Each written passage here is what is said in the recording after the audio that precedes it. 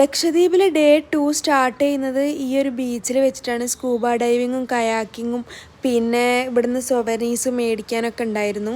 നമ്മളതൊക്കെ മേടിച്ചിട്ടുണ്ടായിരുന്നു. അതിന് ശേഷമാണ് നമ്മൾ ഈ ഒരു ബോട്ട് കയറി ഒരു 2 കിലോമീറ്റേഴ്സ് ഉള്ളിലോട്ടേക്ക് പോയിട്ടുണ്ടായത് സ്കൂബ ഡൈവിങ്ങിന് വേണ്ടിയിട്ട്. അപ്പം സ്കൂബ ഡൈവിങ് സ്റ്റാർട്ട് ചെയ്യുമ്പോൾ നമുക്കൊരു ഇച്ചിരി ഒരു ബുദ്ധിമുട്ട് ഫീൽ ചെയ്യും. പക്ഷേ ആ ഒരു ബുദ്ധിമുട്ട് ഇനീഷ്യൽ ഫേസിൽ മാത്രമേ ഉണ്ടാവുള്ളൂ. അതിന് ശേഷം നമുക്ക് ഭയങ്കര കൂളായിട്ട് തന്നെ അണ്ടർ ദ സീ പോകാൻ പറ്റും. നമുക്ക് ബ്രീത്തിങ്ങും എല്ലാം ഓക്കെ. പക്ഷേ സ്റ്റാർട്ടിങ്ങിൽ നമുക്ക് ഭയങ്കര ഒരു ബുദ്ധിമുട്ട് തന്നെയാണത്.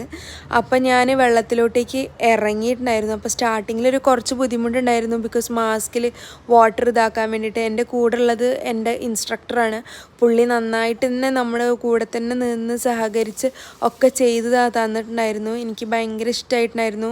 അണ്ടർ ദ വാട്ടർ പോയിട്ട് കണ്ട എല്ലാവിധ കാഴ്ചകളും, നിറയെ മീനുകളും പിന്നെ പലതരം ഷെല്ലുകളും പിന്നെ പലതരം ആൽഗകളും അങ്ങനെ ഒരുപാട് അടിപൊളി കാഴ്ചകൾ കണ്ടു. അതിന് ശേഷം നമ്മൾ വീണ്ടും റിട്ടേൺ വന്നിട്ടാണ് നമ്മൾ പിന്നെ കയാക്കിങ് ചെയ്തിട്ടുണ്ടായത്.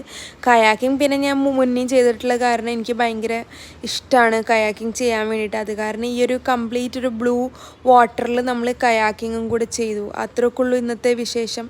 ഇനി ഈവനിങ്ങിൽ ഞങ്ങൾ